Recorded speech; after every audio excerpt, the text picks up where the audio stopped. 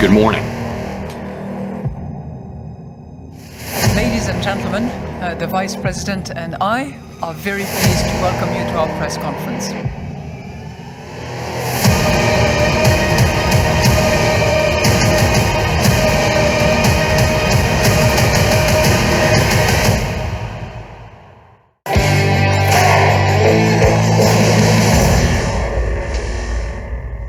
Cette semaine, les marchés n'étaient pas suspendus, non, pas aux lèvres de Jérôme Powell, mais aux lèvres de Christine Lagarde. Finalement, son quantitative easing. La présidente de la Banque Centrale Européenne a estimé que même si l'inflation a été revue à la hausse pour l'année 2021, et non, ce sera plus 1,9%, mais 2,2%, ça lui permettra de revoir et de réajuster ses rachats d'actifs. Oh my god, est-ce qu'elle a dit le gros mot? Attention, on va avoir les oreilles qui saignent. Est-ce qu'elle a dit tapering? Ah non, elle l'a pas dit, non, elle a pas dit tapering. Oui, elle a simplement expliqué que le rachat net d'actifs allait être légèrement réajusté à la baisse pendant le trimestre prochain par rapport aux 2 trimestres précédents et que tout son PEPP et tout le bazar continuera au moins jusqu'en mars 2022 et encore, si et seulement si la crise liée au Covid est définitivement terminée. Disons que sa petite enveloppe de 1850 milliards d'euros n'a pas encore été tout à fait dépensée. Et elle se payera le luxe de l'ajuster à la hausse ou à la baisse, le cas échéant. Et dans le même temps, concernant les taux d'intérêt, alors ça on n'en parle plus parce que effectivement, pendant plusieurs années au moins, ils seront proches de zéro. Parce que l'inflation va rebaisser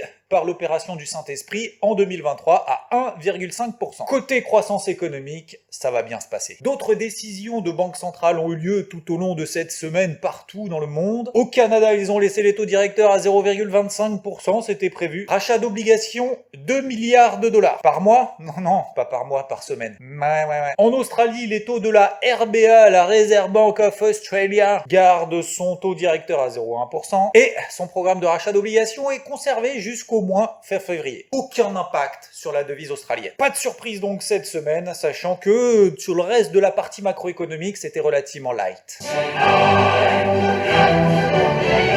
Oula, ça sent un peu le roussi là en Chine. Hein. Some people need to have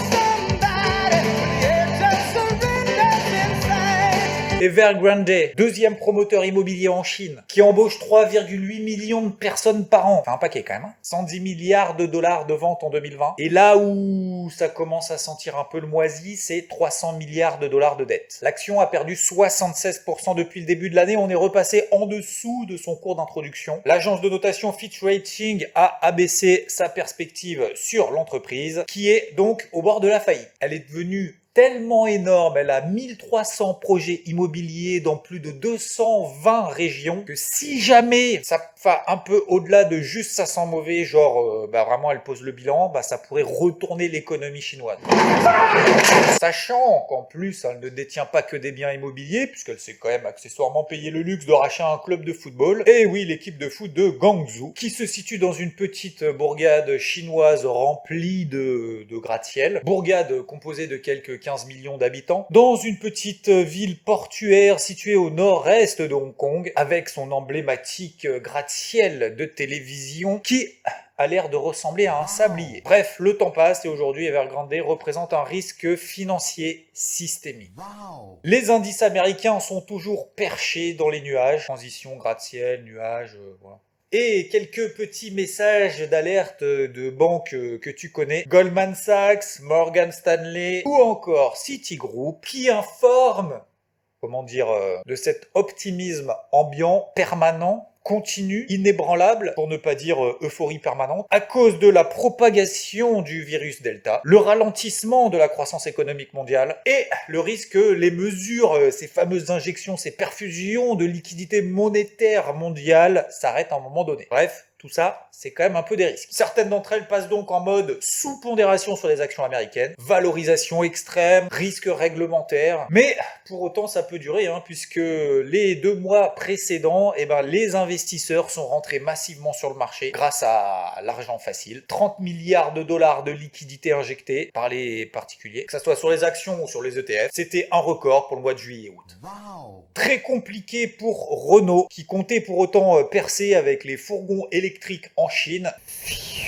mais disons que ça s'est pas passé comme prévu. Avec sa co-entreprise fondée en 2017, avec le constructeur chinois Briance, c'est tout à fait possible qu'à la fin du mois, le conseil se réunisse et dise bon, on va la mettre en faillite. L'action Prono prend cher depuis déjà un moment, elle est à son plus bas de l'année. Allez, vu qu'on aime bien la Chine visiblement aujourd'hui dans le débrief hebdo, restons avec un autre chinois, Dongfeng, constructeur chinois qui détenait 6,1% de Stellantis, tu sais, qui est né de la fusion entre Peugeot, Fiat, Chrysler et toutes les marques dont elle dispose. Il a lâché 36 millions d'actions pour un montant 600 millions d'euros. Il lui reste encore 4,5% et s'est engagé à ne pas céder la moindre nouvelle action sur les 3 prochains mois. Pas de surprise, cette session était prévue. Ça va bien pour Stellantis. À noter, messieurs, dames, 17 septembre, ce sera quand même une journée un peu particulière, oui, parce que Eurofins, qui accessoirement est to the moon, ils font ce qui s'appelle de la bioanalyse. Et oui, donc le 17 septembre, c'est le jour où elle rentrera dans le CAC 40 à la place d'Atos, le groupe de services informatiques. La situation va pas terrible puisque l'action a été divisée par 3 en 3 ans. Atos ne pèse plus que 5 milliards d'euros, 24 milliards d'euros pour Eurofins.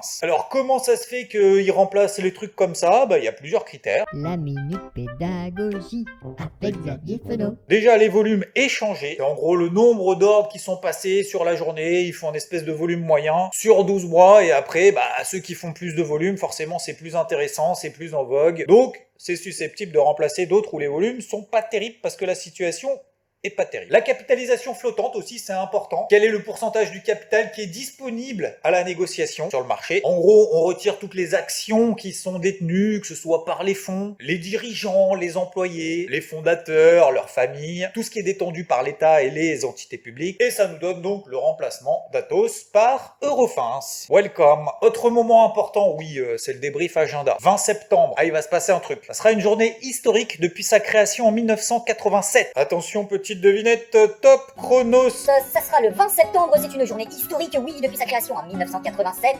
C'est un indice que tu connais particulièrement bien. Si d'ailleurs tu fais partie du VT, il va passer de 30 à 40 membres en incluant Airbus, HelloFresh, Porsche ou Puma en concurrence avec Adidas qui est déjà à l'intérieur. La capitalisation passera de 1400 milliards d'euros à 1700 milliards d'euros avec toujours SAP comme plus forte pondération. C'est l'indice DAX. Voilà, c'était juste pour dire que le 20 septembre, le DAX, ça sera pas le DAX 30, ça sera le DAX 40. Wow. Franchement, pas simple comme semaine avec des indices américains qui restent perchés quand bien même on commence à avoir des soupçons de ralentissement, peut-être même d'ailleurs de retournement sur des unités de temps court. Alors oui, il reste perché, mais ça devient, comme on le dit déjà depuis quand même quelques semaines, de plus en plus délicat à payer. Pour le SP500 par exemple, oui qu'on peut continuer à travailler à l'achat tant qu'on est au-dessus de la MM20 Daily, ça faisait partie notamment du carnet de bord de la semaine. Attention, le SP500 s'il venait à passer sous cette ligne bleue qui correspond donc à la MM20 Daily, c'est-à-dire sous 4488 points, je commencerai à le travailler à l'avant. Même si oui, on peut estimer qu'un retour sur la même 50 daily en rouge cette fois susciterait peut-être déjà des achats à bon compte entre guillemets, puisque depuis le début de l'année, l'indice SP500 a rebondi à 8 reprises de manière systématique dessus pour derrière réaliser des nouveaux records historiques. L'indice Dow Jones, on sait depuis déjà quelques jours, quelques semaines, il est beaucoup plus poussif et il sous-performe, il baisse plus vite que les autres, il monte moins vite que les autres, voire il monte carrément plus depuis 2 semaines. Même s'il a pété sa MM50 daily, il est un petit peu en sursis, tant qu'il reste au-dessus. Ça va être une zone importante parce que s'il passe en dessous, il peut y avoir des dégagements beaucoup plus conséquents. Le CAC 40, lui, est en range RAS. J'ai arrêté de le travailler, trop mou, trop lent, il y avait une grosse zone de résistance comme tu le sais. Toujours 2 zones clés à suivre, 6770 points qui est la zone de vente depuis 2 semaines et 6560. Si on passe en dessous, petite accélération baissière et je estime que ça sera beaucoup plus intéressant d'essayer de le chercher à l'achat entre 6004 et 6005. Le DAX, comme on le disait dimanche dernier, qu'est-ce qu'on disait déjà? Plan de la semaine prochaine, probablement le même. Avec plutôt une tendance à garder les ventes dans la mesure où le DAX fait partie, comme l'indice Dow Jones, de ceux qui sous-performent. C'est-à-dire ceux qui ont plus de jus pour continuer à monter. Depuis rupture du range daily, réintégration, enfin en tout cas tentative, mais sous-performance aussi. Attention s'il repasse sous les 15 600 points. L'indice espagnol, oui, un peu d'exotisme, même c'est pas très loin, l'indice IBEX. Il est aussi sous pression depuis maintenant quelques jours, voire quelques semaines, avec la sortie par le bas de ce range daily. signal baissier. Côté Forex, oui, parce que j'estime que l'or et l'argent font plutôt partie des devises que des matières premières, puisqu'elles sont libellées en dollars. Souviens-toi, dimanche dernier, l'argent, lui, a réussi à faire sauter le bouchon après le NFP et cette fameuse zone des 24 $. Toujours dans un canal baissier, on est proche de la MM50 daily. Je vois où je veux en venir. Depuis, échec sur la MM50 daily, échec sur la borne haute de ce canal baissier qui matérialise donc la tendance baissière. On continue pour le moment dans cette tendance, zone de vente du carnet de bord de la semaine, 24,60-25. Et pour moi, ce sera zone d'achat autour des 22,50 $, pas avant, et ce dans une optique moyen-long terme. Ça peut être sympathique de revenir à l'achat sur ces niveaux. L'or, lui, reste dans un petit range daily, là aussi prévu cette semaine. Alors, c'est beaucoup plus offensif parce que c'est un range quand même très étroit, et on va essayer de le travailler à l'achat un peu plus bas. S'il pète par le bas de ce petit range daily, on reviendra sur des gros niveaux moyen terme, et là, ce sera intéressant de revenir dans une optique donc moyen terme. Ça, je l'ai déjà dit. Et l'euro-dollar dont j'étais déjà positionné à la vente, je t'en ai parlé déjà depuis, je crois, 2 semaines. Il réagit sur la borne haute de ce range daily. Et oui, la tendance secondaire est dans un range. Vous m'avez posé la question, certains d'entre vous m'ont dit oui, mais pourquoi tu vends alors que c'est haussier? Ben non, c'est pas haussier. La tendance secondaire est neutre. Et la tendance primaire, c'est-à-dire la tendance de fond depuis maintenant plusieurs mois, je crois depuis le début du mois de mai, elle est toujours baissière. Donc, il vaut peut-être mieux essayer de chercher des ventes sur des résistances, même si c'est pas forcément évident, comme on l'a vu, que d'essayer de payer les accélérations haussières qui ont a priori plus de chances d'échouer. Et avec la Banque Centrale Européenne qui nous a gratifié d'absolument aucune surprise, ça a pas trop bougé en fait. Bon, de toute façon, le Forex, c'est pas très punchy depuis un petit moment. Wow. Concernant les cryptos, l'ensemble de l'équipe est plus particulièrement animé par Rodolphe, que tu dois normalement connaître un peu. D'ailleurs, je lance un message, Rodolphe, le petit Rodolphe est attendu dans le débrief hebdo. Ouais, il va venir. Je pense le prochain, il vient. Éclate les pouces, tu partages la vidéo en disant « Ouais, t'es obligé, nanana, machin et tout ». Je pense qu'il viendra. Donc on disait quoi déjà? Ah oui, la reconstitution du coup d'un portefeuille moyen terme à hauteur de 30-40% sur certains dossiers, enfin certains de crypto quoi, mais pas plus. Ce qui nous amène à la deuxième raison. Pour le moment, on n'a pas de reprise fulgurante, en tout cas sur les grosses cryptos. Ah, le Bitcoin, lui, qui a atteint donc la zone d'achat, comme on l'avait vu la semaine passée, 43 800 $, petit rebond de 8%, et puis après... rien. La MM50 Daily a stoppé le flash crash, mais n'a pas relancé au-dessus de la MM20 Daily en bleu. Tu l'as compris, ce seront les 2 points de repère pour ces prochains jours, et on le voit plus largement avec la capitalisation totale, coincée entre ces 2 lignes, en bleu la MM20 Daily, en rouge la MM50. Une pause après l'euphorie, une pause après...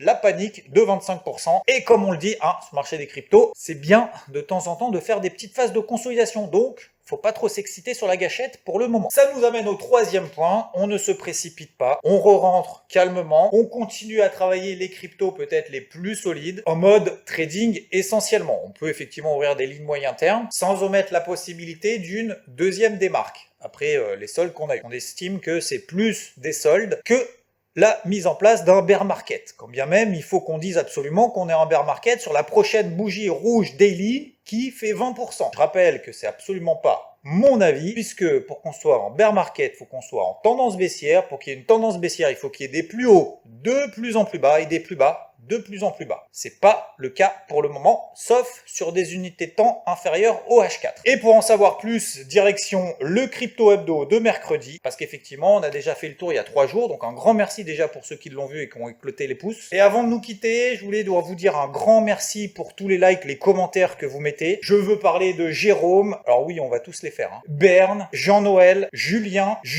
bon il y a beaucoup de Julien. Sachez que tous vos commentaires, les likes, etc., c'est vraiment une source de motivation pour pouvoir continuer à proposer ce type de contenu. C'est quand même pas mal de temps, et encore une fois, je suis pas tout seul, il y a une équipe derrière. Et tiens, je me disais, je vais répondre à l'une de vos questions si vous posez des questions en commentaire. Alors, question de Thomas, à quoi est dû le mouvement brutal des cryptos? Il me semble avoir répondu du coup dans le crypto hebdo de mercredi. Je pense en grande partie lié aux liquidations de surexposition, c'est-à-dire de levier max, et donc au débouclement des brokers, des positions et des comptes qui sont trop exposés. Du coup, ça fait des réactions en chaîne. C'est pour ça qu'on a fait un moins 25, puis derrière, il y a eu l'aspiration un peu vers le haut. On est passé d'euphorie à panique à phase de petite consolidation horizontale salutaire qui pourrait durer un petit moment. Confère crypto hebdo de mercredi. Tu l'as sur la chaîne ou dans la description. Un grand merci encore à vous, très bon dimanche, très bonne semaine, ciao!